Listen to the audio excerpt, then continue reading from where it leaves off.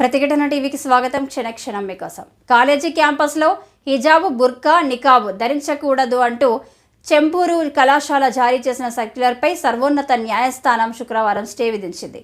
ముంబైలోని ఎన్జీ ఆచార్య డీకే మరాఠే కాలేజీకి చెందిన ముస్లిం విద్యార్థులు దాఖలు చేసిన పిటిషన్పై విచారణ జరిపిన సుప్రీంకోర్టు ఈ మేరకు మధ్యంతర ఉత్తర్వులను జారీ చేసింది.